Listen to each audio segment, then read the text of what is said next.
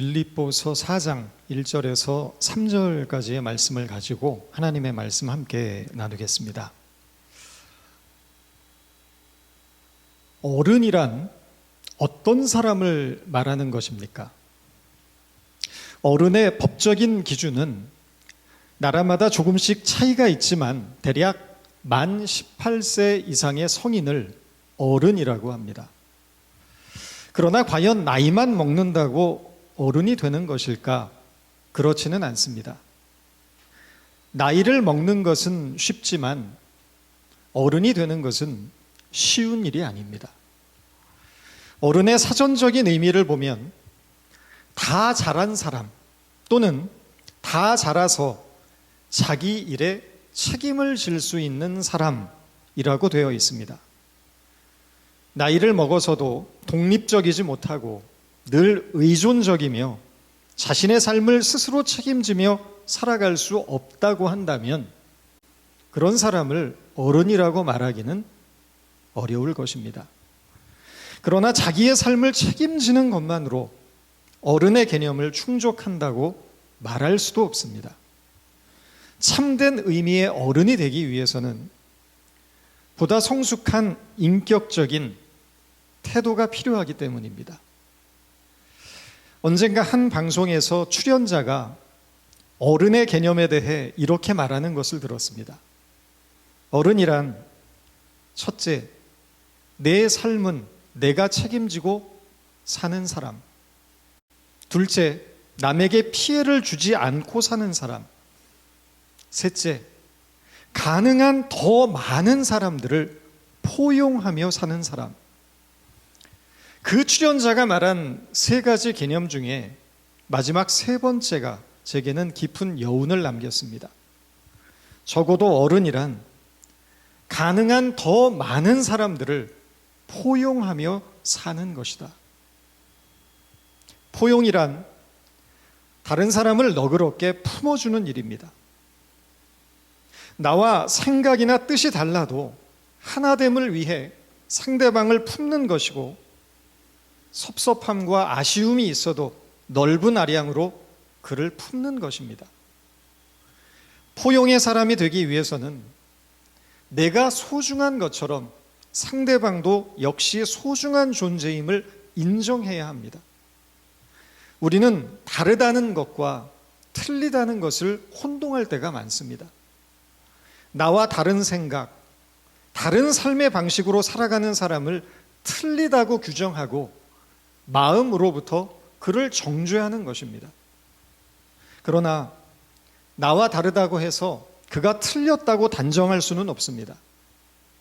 그의 생각과 삶의 방식이 나와 다른 것뿐입니다.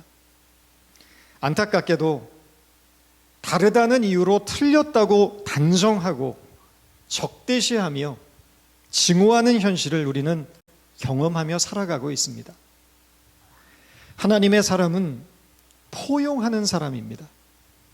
옹졸함과 편협함으로는 하나님의 뜻을 이룰 수가 없습니다. 하나님이 죄인된 저와 여러분을 포용해 주신 것처럼 우리도 서로를 불쌍히 여기고 감싸 안아줘야 합니다.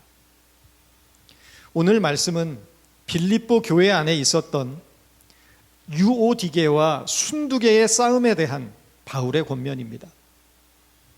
사도행전 16장에 따르면 빌립보 교회는 자주장사 루디아의 집에서 시작이 되었던 것으로 보여집니다. 2000년 전 고대 사회는 남성 중심의 사회였고 여성의 인권과 지위가 매우 열악하고 낮았음에도 불구하고 흥미롭게도 성경을 보면 초대 교회에서의 여성의 위상은 매우 높았던 것으로 기록되고 있습니다. 특별히 빌립보 교회가 그랬던 것 같습니다. 여성이었던 루디아의 집에서 교회가 시작이 되었고 그 교회의 중심에는 유오디아와 순두게라는 두 여성 지도자가 있었습니다. 그들은 빌립보 교회를 이끌어갔던 교회의 어른이었던 것입니다. 신학자들은 이 두 여성이 바울의 선교 여행에도 참여했던 것으로 보고 있습니다. 고린도후서 11장 26절을 보면 바울은 자신의 선교 여행이 얼마나 험난한 것이었는지를 이렇게 표현합니다. 여러 번 강의 위험과 강도의 위험과 동족의 위험과 이방인의 위험과 광야의 위험과 바다의 위험과 거짓 형제 중의 위험을 당하고 안전이 보장되지 않았던 당시의 선교 여행은 처음부터 끝까지 위험과 시련의 연속이었다는 것입니다. 그런데 남성들도 감당하기 어려웠던 이 험난한 여정에 유오디아와 순두계가 참여했다는 것입니다. 이 사실로 미루어 볼 때 이 두 여성이 얼마나 강인한 신념과 의지를 가졌던 사람인지를 보여주는 대목입니다. 이들은 바울의 사역에 있어서 매우 중요한 역할을 감당했던 사람이었다는 것을 바울은 이렇게 증언하고 있습니다. 복음에 나와 함께 힘썼던 저 여인들을 돕고 또한 글레멘드와 그 외에 나의 동역자들을 도우라. 그 이름들이 생명책에 있느니라. 이 두 여성은 하나님 나라를 위해서 헌신했던 바울의 동역자요 제자였다는 것입니다. 그런데 문제는 이렇게 헌신적이고 충성스러운 제자인 유오디아와 순두계 사이에 심각한 불화가 생겼고 그로 인해서 교회 내에 불편한 현실이 만들어졌다는 것입니다. 그것이 구체적으로 어떤 문제였는지 성경은 그 이유를 밝히고 있지는 않습니다. 그러나 빌립보서 2장 3절을 보면 당시 빌립보 교회 안에 어떤 부정적인 기류가 발생했음을 암시하는 중요한 내용이 담겨 있습니다.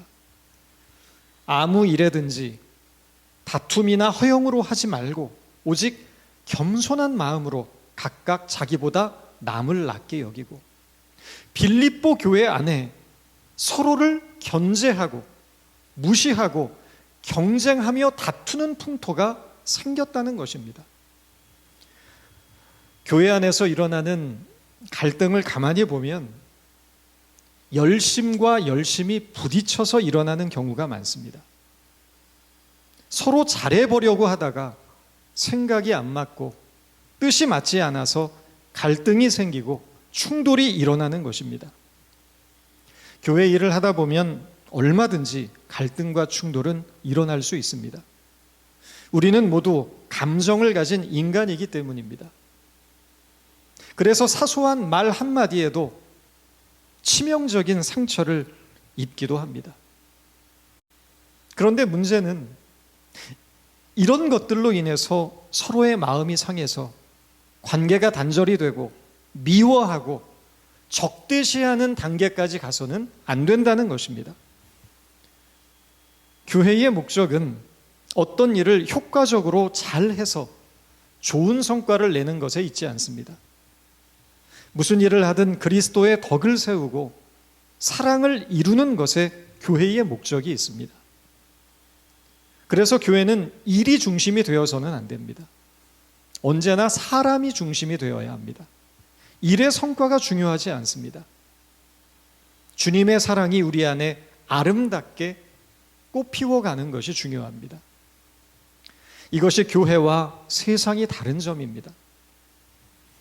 교회 일을 하면서 서로를 용납하는 법을 배우고 존중하는 법을 배우고 나를 비우는 법을 배우고 서로에게 겸손해지는 법을 배울 수 있다면 이보다 더욱 큰 유익은 없는 것입니다.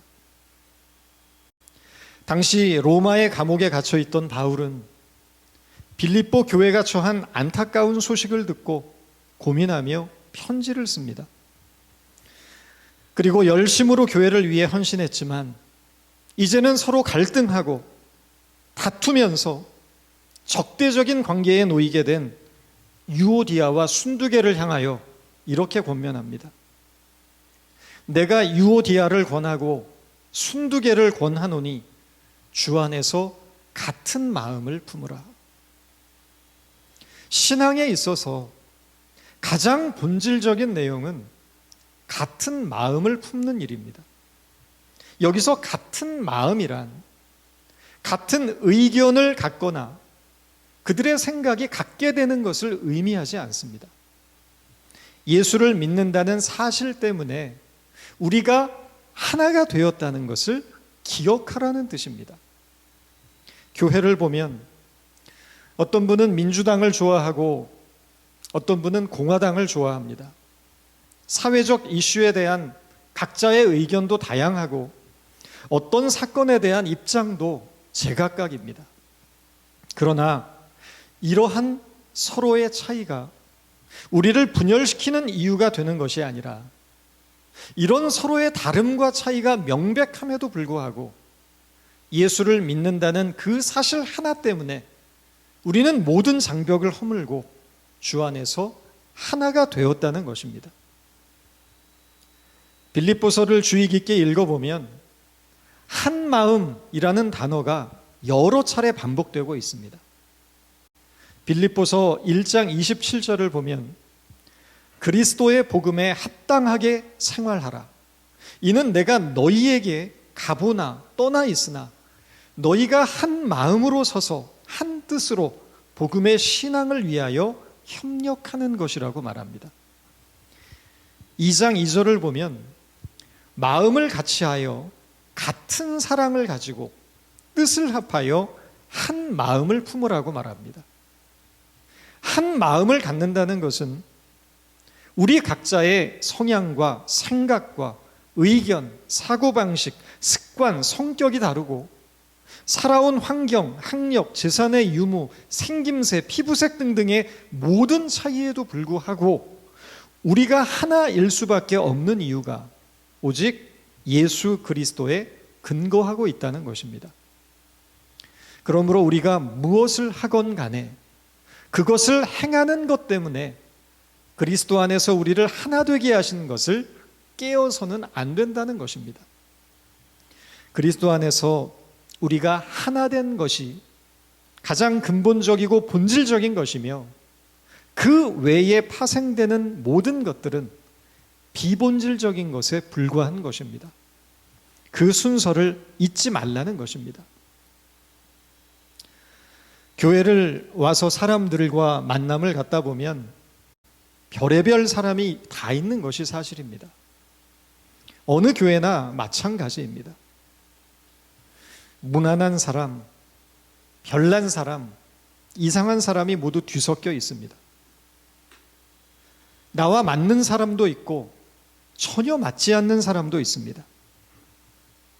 그 차이와 다름을 발견할 때마다 우리가 기억해야 할 명백한 사실은 그럼에도 불구하고 우리는 예수의 은혜와 사랑으로 묶여 있다는 사실입니다. 그 사실을 기억할 때 하나됨을 지키기 위해 서로 양보하고 서로를 조금씩 배려하고 결국 서로를 용납하고 품게 되는 것입니다. 사실 인간이란 존재는 근본적으로 한 마음을 가질 수가 없는 존재입니다. 어떤 공동의 이익이나 목표를 추구할 때나 잠시 같은 편이 되는 것뿐이지 절대 한 마음이 되지 못합니다. 인간은 결국 이기적이고 매우 변덕스러운 존재이기 때문입니다. 우리의 마음은 너무나 쉽게 변질되고 너무나 쉽게 배신합니다. 우리의 마음은 때에 따라 두 마음도 됐다가 세 마음도 됐다가 열 마음도 됩니다. 아침에는 이런 마음이었다가 조금만 시간이 지나서 저녁이 되면 저런 마음으로 하루에도 몇 번씩 변하는 것이 인간의 마음입니다. 힘들 때는 하나님을 찾으면서 조금만 살만해지면 교만해지고 온갖 시건방을 다 떠는 것이 얄팍한 인간의 본성입니다. 인간은 그런 존재입니다. 이토록 연약하여서 우리 자신의 마음 하나도 지킬 수 없는 우리에게 주님은 이런 요구를 하십니다. 빌립보서 2장 5절입니다. 너희 안에 이 마음을 품으라 곧 그리스도 예수의 마음이니 예수의 마음을 품으라고 하십니다. 그리고 그 마음은 자기를 비우고 낮추어 죽기까지 복종하는 마음이라고 말씀하셨습니다. 오히려 자기를 비워 종의 형체를 가지사 사람들과 같이 되셨고 사람의 모양으로 나타나사 자기를 낮추시고 죽기까지 복종하셨으니 곧 십자가에 죽으심이라. 비우고 낮추고 복종하고 죽는 것, 이것이 그리스도의 마음이고 십자가의 정신입니다. 기독교는 짐으로써 이기는 종교입니다. 그러나 누구도 지려고 하지 않습니다.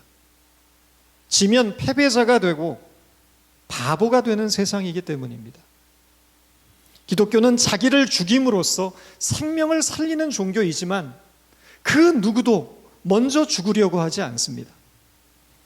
만약에 이 시대에 예수님이 오셔서 나와 함께 십자가를 지고 나와 함께 죽으러 가자고 하신다면 아마도 이 시대의 교회는 그 예수를 다시 한번 돌로 치고 침을 뱉고 십자가에 못 박을지 모릅니다. 십자가는 승리의 상징이 되었고 복음의 영광이라는 것은 이기고 성공하고 형통하는 것을 의미하는 것으로 전락해 버렸기 때문입니다. 우리가 신앙생활하면서 어떤 문제에 가장 많이 부닥칩니까? 누군가 의견 충돌을 나와 일으켰을 때, 누가 옳고 누가 그른지를 놓고 부딪힘이 생겼을 때 우리 중 그 누구도 먼저 죽으려고 하지 않습니다. 그러나 그 죽음을 받아들이는 것이 신앙입니다. 예수님께서는 죽기까지 복종하셨기 때문입니다. 예수가 십자가에 죽었다는 것은 늙어서 자연적으로 죽었다는 것도 아니고 병들어서 죽은 것도 아니고 자살했다는 것도 아니고 예수가 분노하거나 절망해서 죽었다는 뜻도 아닙니다. 생명을 구원하시려는 하나님의 뜻에 따라 자비와 긍휼과 오래 참음과 섬김과 겸손과 온유함으로 자기를 낮추시고 희생하셨음에도 불구하고 결국 죽는 자리에까지 이르게 되었지만 그 죽음마저도 묵묵히 수용하고 받아들이셨던 예수님의 복종이 있었던 것입니다. 이것이 십자가의 정신이고 신앙입니다. 우리가 신앙생활을 하면서 많은 경우 무너지는 경험을 합니다. 무엇 때문에 무너집니까? 이 세상이 나를 힘들게 했기 때문일까요? 그렇지 않습니다. 결국에 나 자신 때문입니다. 우리 안에 하나님을 하나님으로 섬기기 위하여 무릎 꿇는 전적인 항복이 없기 때문입니다. 그러나 우리는 정직한 모습으로 하나님 앞에 우리 자신을 세우고 돌이켜 회개하려고 하지 않습니다. 언제나 다른 것으로 우리 신앙을 대체하려고 합니다. 그것은 형식적인 종교성을 띠기도 하고 어떤 종교적 명분을 가지고 충성과 봉사하는 것으로 나타나기도 합니다. 그러나 참 신앙은 종교성이거나 종교적인 명분이 아닙니다. 참 신앙은 스스로에 대해 철저하게 절망하고 하나님 앞에 무릎 꿇고 항복하는 일입니다. 이것을 기억해야 합니다. 하나님 앞에서 항복한 사람은 다른 사람을 변화시키려고 하지 않습니다. 그저 남을 감싸 안으려고 합니다. 상대방을 감싸 안는 싸움을 하는 것, 그것이 진짜 신앙입니다. 그렇다면 내가 어디까지 감싸 안을 수 있는가?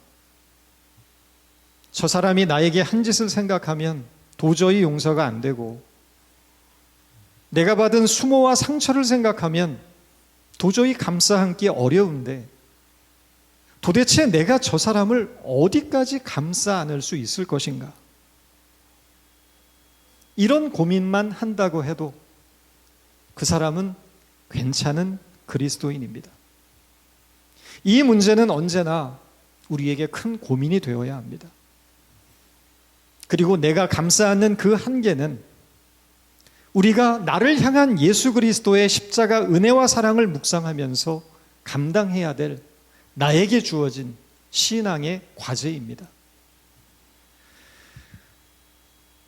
지금 이 시대의 교회는 세상과 별반 차이가 없습니다. 오늘의 예수는 현실의 삶과 죽어서의 삶까지 완벽하게 보장해주는 보험 상품이 되어서 팔리고 있는 것처럼 보입니다. 그래서 많은 성도들이 교회를 다닌다고 하면서도 예수의 능력을 구할 뿐 예수의 마음을 품어 그를 닮고자 하는 노력은 하지 않습니다. 그저 예수 믿었으니 나를 잘되게 해주시고 복받게 해주시고 잘 먹고 잘 살게 해달라는 기도가 우리 대부분의 기도입니다. 여러분, 우리는 정말 예수를 믿고 있는 것입니까? 그러나 우리가 믿는 그 예수는 성경이 말씀하고 있는 그 예수가 아닐 가능성이 매우 높다는 것을 이해하시기 바랍니다.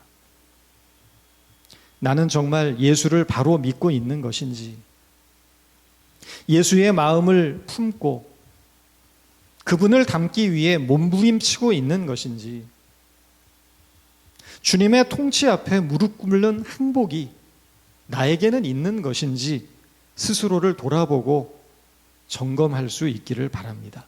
기도하겠습니다.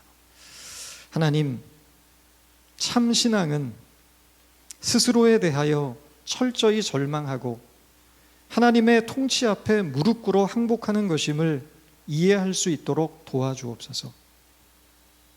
주님이 우리를 감싸주셨던 것처럼 우리도 형제를 감싸는 자가 되게 하시고, 그러므로 주님의 사랑이 우리 안에 꽃피우게 하셔서 우리를 통하여 하나님의 나라가 우리 가운데 임하는 아름다운 일들이 우리의 삶 곳곳에서 일어나게 하여 주옵소서. 예수님의 이름으로 기도드렸습니다.